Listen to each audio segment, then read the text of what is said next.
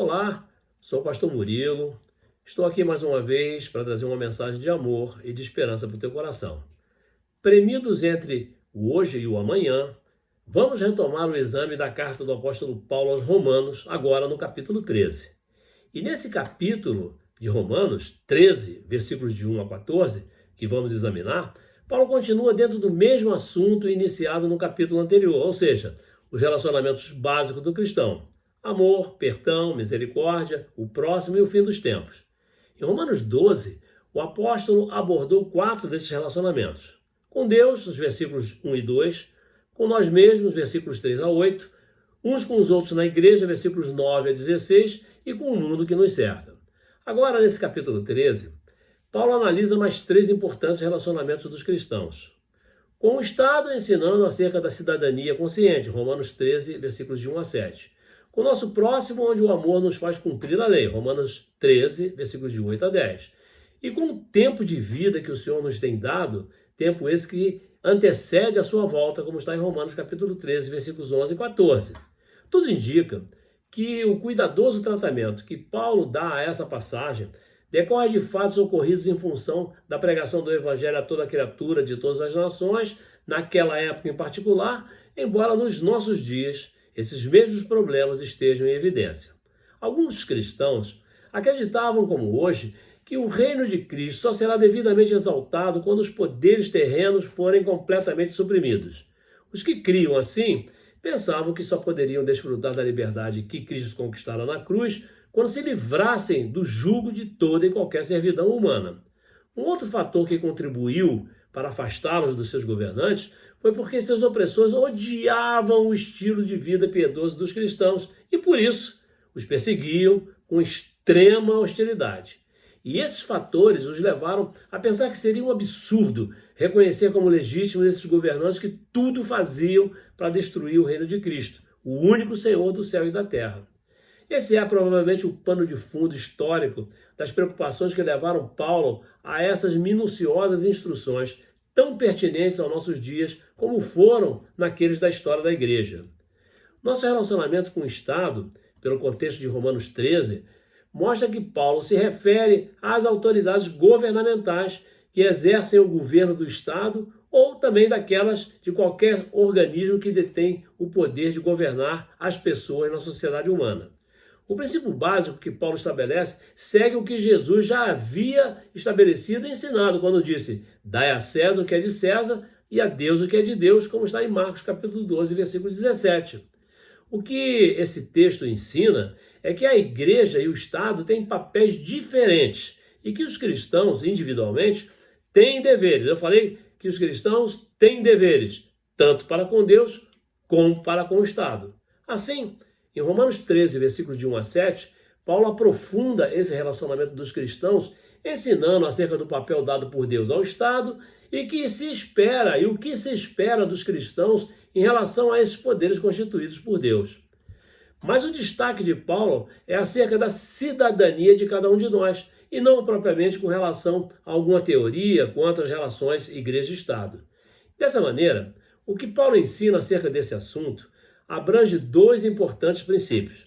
Deus é a fonte de toda autoridade e Deus é quem delega toda a autoridade, como está em Romanos capítulo 13, versículo 14. Paulo estabelece esse princípio claramente quando nos diz: todo homem esteja sujeito às autoridades superiores, porque não há autoridade que não proceda de Deus. E as autoridades que existem foram por ele instituídas, como você pode ver em Romanos capítulo 13 e versículo 1. Esse é um princípio de aplicação universal, pois o apóstolo nos diz: todo homem. O que Paulo destaca é que a origem de toda e qualquer autoridade humana é Deus, pois ao Senhor pertence a salvação, como Jonas 2 e 9 certifica que Deus é quem detém o poder absoluto sobre todas as coisas e todos os seres criados. E o apóstolo Paulo lembra que os desobedientes, que são aqueles que se opõem aos governantes humanos, se opõem também e desobedecem a Deus, o que os leva de volta ao pecado herdado do primeiro Adão e à demonstração de desprezo e renúncia ao sacrifício do nosso Mestre Jesus na cruz do Calvário. Dessa maneira, chego à conclusão de que o Estado e os governantes humanos são instituições divinas às quais não podemos, via de regra, desobedecer, haja vista não sermos anarquistas nem subversivos. O contexto bíblico geral esclarece que o Estado tem o direito de exigir obediência dentro dos limites dos propósitos para os quais foi instituído por Deus. E no caso das instituições brasileiras, nosso ordenamento jurídico segue no mesmo caminho, estabelecendo os limites do Estado em face dos seus cidadãos. Paulo diz que se procedermos de modo incorreto, eles podem nos punir. Ao contrário, faremos apenas nossa obrigação cidadã. Esse é claramente o propósito ideal de Deus ao instituir toda e qualquer autoridade.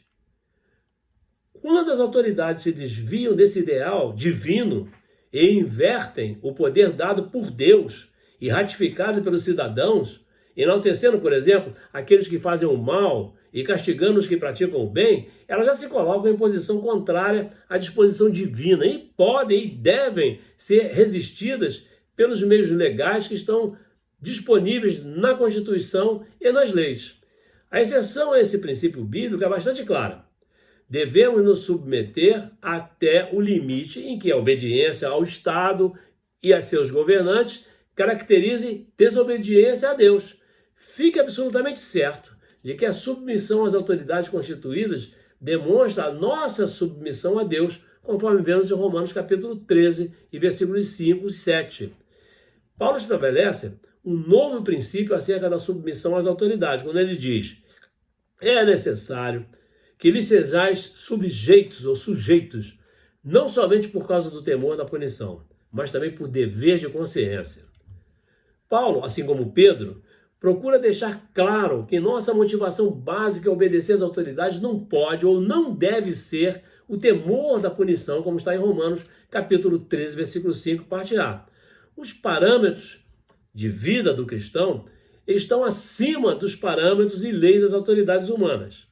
Se viermos a sofrer, não será por falta de submissão às autoridades, e sim pela nossa plena submissão à vontade soberana de Deus, que nos leva a glorificar e exaltar o nome de Cristo em qualquer situação. Essa exceção possui base bíblica fundamentada. E um dos melhores exemplos foi a situação ocorrida com os apóstolos em relação às autoridades judiciais reunidas no Sinédrio, como você pode ver em Atos capítulo 5, 27 a 29. Essas autoridades os interrogaram acerca da sua desobediência à ordem expressa de que não pregassem acerca do nome de Jesus. E a resposta de Pedro e dos demais apóstolos presentes foi: antes importa obedecer a Deus do que aos homens. Como a ordem das autoridades judaicas se opunham à ordem divina para que eles pregassem a palavra e acerca de Jesus, como vemos em Atos capítulo 5, 19 e 20, Pedro não teve dúvida acerca do caminho a seguir. Essa exceção pode ser confirmada ainda através de diversas outras passagens que ilustram esse mesmo fato. Êxodo capítulo 1, versículo 17, Daniel em duas oportunidades, Daniel 3, 14 e 18, Daniel 6, 5 e 23 e Atos capítulo 4, versículo 18 a 20. Mesmo assim, em cada uma dessas passagens citadas, os servos de Deus envolvidos tinham o propósito básico de demonstrar a sua submissão a Deus e não a sua oposição ao governo instituído. Foi esse momento, esse mesmo princípio, que o apóstolo Pedro quis estabelecer quando disse: sujeitai-vos a toda instituição humana por causa do Senhor, quer seja o rei como soberano, quer as autoridades como enviadas por ele, tanto para castigo dos malfeitores como para louvor dos que praticam o bem. 1 Pedro capítulo 2, versículo 13 e 14. O que Pedro quer dizer é que, em face do nosso conhecimento de que foi o Senhor que constituiu as autoridades e instituições humanas sobre as nossas vidas, nós devemos nos submeter a elas em função da nossa submissão primária e básica ao nosso Deus. Pedro diz: não sofra, porém, nenhum de vós como assassino, ou ladrão, ou malfeitor, ou como quem se intromete nos negócios alheios. Mas se sofrer como cristão, não se envergonhe disso. Antes, glorifique a Deus com esse nome. 1 Pedro 4, 15 e 16. Paulo conclui seu ensinamento em Romanos 13, versículo 6, parte A, com a expressão por esse motivo, ou seja, porque reconhecemos por trás da autoridade humana a suprema autoridade divina. É por isso que nós cumprimos com os nossos deveres para com o Estado, sejam esses tributos, impostos, respeito e até mesmo a honra em reconhecer que eles, essas autoridades, agem como ministros de Deus, como está em Romanos capítulo 13, versículo 7. Sobre o relacionamento com o próximo, Paulo se volta para os deveres dos cristãos como indivíduos, principalmente para com o dever de amar ao próximo. Em relação a isso, Paulo destaca que o amor é uma dívida que nunca se paga, como vemos em Romanos capítulo 13, versículos de 8 a 10. E Paulo já vinha falando anteriormente sobre isso em Romanos 6, versículo 7, da nossa obrigação em pagar os impostos e tributos devidos ao Estado. No entanto, ele está falando de uma dívida que nunca conseguiremos saldar, nosso dever de amar ao próximo. O sentido é claro. Devemos amar o próximo com o sentimento de que sempre estaremos aquém do que o Senhor deseja que façamos e, por isso, em débito ou em dívida para com esse propósito. A intenção de Paulo com essa exortação é impedir que pensemos, imaginemos que já amamos alguém o suficiente. Assim, se nos sentimos verdadeiramente e constantemente em débito, seremos impulsionados a amar sem limitações de qualquer natureza, a amar sempre e constantemente. O amor é o cumprimento da lei, como está em Romanos capítulo 13, versículos 8, parte A e 9. A colocação de Paulo é até certo ponto surpreendente. Se por um lado devemos viver sempre na certeza de que o nosso amor para com o próximo nunca é o suficiente e estaremos sempre em dívida, por outro lado, ele nos diz aqui que quem ama o próximo tem cumprido a lei. Entretanto, essa afirmação do apóstolo tem que ser entendida à luz dos seus ensinamentos acerca da lei, nessa carta aos Romanos como um todo. Assim, podemos recordar que Romanos 7, 22, 24, onde aprendemos que nós somos incapazes de cumprir a lei devido à nossa natureza egocêntrica e caída. Já em Romanos 8, versículos 3 e 4, Paulo ensinou acerca da graça de Deus que nos enviou Jesus para nos resgatar da maldição da lei e fazer com que agora, através do poder do Espírito Santo, o preceito da lei se cumprisse em nós. É isso que Jesus faz, através do seu Espírito Santo. Assim, entenda que o mesmo Espírito Santo que nos concede o poder para cumprir o preceito da lei é também o mesmo Espírito que nos concede a capacidade de amar nosso próximo. Daí o entendimento de Paulo, segundo o qual quem ama o próximo tem cumprido a lei. Quem ama o próximo tem cumprido a lei. O amor não pratica o mal contra o próximo, como está em Romanos capítulo 13, versículo 9. Então, quando Paulo cita a lei, ele o faz com a intenção de mostrar que seu cumprimento livra nosso próximo de coisas nefastas, como adultério, assassinato, roubo, cobiça e tantas outras coisas que se voltam contra a integridade física e moral daqueles que nos cercam. Assim, como o amor nos impede de realizar qualquer desses atos e nos leva a realizar atos positivos, como buscar o bem do próximo e ajudá-lo em qualquer situação ou necessidade, a fim de amá-lo como a nós mesmos, estaremos, através desse amor ágape, cumprindo a lei, como está em Romanos capítulo 13, versículo 10. O nosso relacionamento com o tempo também é mostrado em Romanos capítulo 13, versículos de 11 a 14, onde Paulo se volta para a questão mais relevante do nosso tempo de vida, visto da perspectiva da oportunidade de pregarmos o evangelho a toda criatura de todas as nações, fazendo discípulos e batizando no nome do Pai, do Filho e do Espírito Santo, enquanto ainda temos tempo para fazê-lo, sem obstáculos e embaraços.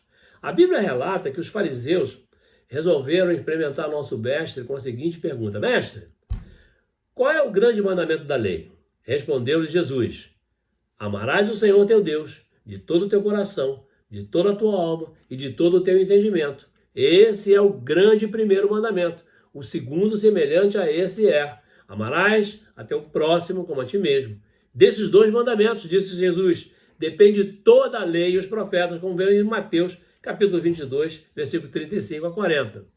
O que nosso mestre Jesus ensina é que todo o conteúdo e propósito da lei, que é a vontade de Deus, e toda a revelação contida nos profetas, que é a revelação da vontade de Deus, dependem do nosso amor a Deus e ao próximo. Dependem do nosso amor a Deus e ao próximo. Em Romanos 13, versículo 11, nosso mestre fala sobre a questão do nosso tempo de vida. E isso é muito importante que nós possamos conceituar ainda hoje, agora. E ele falou: e digo isso a vós outros que conheceis o tempo. Já é hora de vos despertardes do sono, porque a nossa salvação está agora mais perto do que quando no princípio cremos. Essa frase, minha irmã e meu irmão, denota a necessidade de vivermos em atitude de vigilância, despertos, vivendo intensamente a vida cristã. E a razão objetiva apresentada pelo apóstolo é o fato de que nossa salvação está agora mais perto, ou muito mais perto, porque a cada dia que vivemos, mais perto estamos daquele grande dia. A salvação ocorre quando cremos na obra de Cristo, que significa a nossa justificação. Obra que continua ocorrendo vida afora, enquanto buscamos mais e mais a presença de Cristo, que significa a nossa santificação. E nossa santificação aponta para um momento futuro, quando o veremos como ele é, ocasião em que se dará a nossa glorificação. Creio que a intenção de Paulo em Romanos 8, 21 a 24, é fazer com que vivamos o momento presente na saudável expectativa dessa salvação escatológica que ele descreveu anteriormente, em termos de libertação e glória e da nossa adoção final como filhos de Deus, quando então a redenção dos nossos corpos finalmente ocorrerá. E essa nossa herança está cada dia mais perto do momento em que inicialmente cremos.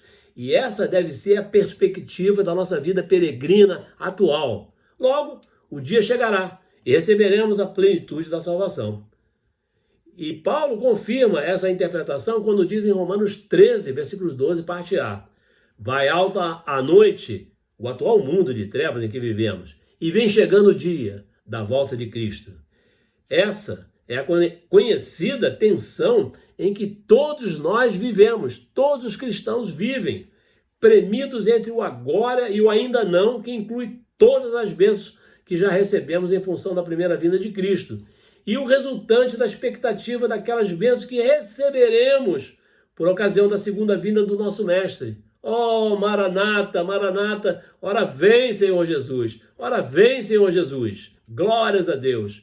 Mas o alerta de Paulo é para hoje, o agora, o nosso presente momento de vida, quando Paulo nos mostra que, em função dessa expectativa, é exigível deixarmos as obras das trevas e nos revestirmos das armas da luz, como vemos em Romanos capítulo 13, versículo 12, parte B. Minha irmã, meu irmão, nós somos vistos como guerreiros que se afastam cada dia mais do mal e avançam lutando com as armas de Efésios 6, 11 a 13, concedidas por Jesus, que nos permitirão resistir ao dia mau e permanecer inabaláveis. Então vemos em Romanos capítulo 13, versículos 5 a 13, que andar dignamente, como em pleno dia, fala acerca do comportamento apropriado daqueles que agora têm o esclarecimento e conhecimento da luz de Jesus e que conhecem a verdade. Esse fato nos obriga a estar afastados das atitudes que poderíamos tomar por falta de entendimento, que são classificadas nas Escrituras como obras das trevas, próprias de quem vive na escuridão, orgias, bebedices, contendas, ciúmes, etc. Nas Escrituras, nossa história é dividida nesse mundo e na era vindoura. E os autores do Novo Testamento, inspirados pelo Espírito Santo, deixaram claro que este tempo vindouro, ou seja, o reino de Deus, foi inaugurado por Jesus. Assim, no momento presente, duas épocas se sobrepõem. Como já mencionei, vivemos entre o agora já e o ainda não, e aguardamos com expectativa o retorno triunfal de Cristo, quando a velha era findará e o período sobreposto terminará e a nova era do reino de Deus se consumará. Esse dia se aproxima mais e mais. Somos chamados a viver à luz desse dia e a nos conduzir no passar da noite como se o dia já tivesse amanhecido.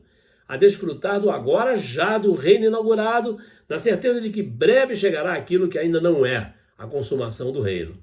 Muitos teólogos, na atualidade, escreveram sobre essa tensão na vida cristã. Para nós, embora nossos inimigos espirituais já tenham sido vencidos de forma decisiva, cabal, por Jesus Cristo na cruz do Calvário, ainda resta aqui e ali bolsões de resistência, ainda há batalhas a serem travadas, ainda há guerrilheiros a serem subjugados. Satanás sabe que está vencido, mesmo assim ele continua lutando. Por um lado já temos a salvação, mas, por outro lado, ainda estamos aguardando a nossa salvação. Já temos a nova vida, mas ainda não temos a perfeição. Com base na promessa da consumação da salvação, os cristãos romanos são encorajados a viver decentemente no mundo corrompido, como em pleno dia, e como nós, premidos entre o hoje e o amanhã, como vemos em Romanos 13, versículos 11, parte B, e versículo 13, e Romanos 5, versículos 9 e seguintes. Pronto. Nosso bate-papo fica por aqui mais uma vez. Por favor, me ajude a divulgar a palavra de Deus. Compartilhe essa mensagem e se inscreva no meu canal YouTube. Graça e paz. Fica na paz de Deus. Eu te amo. Nunca esqueça disso. Amém? Glória a Deus.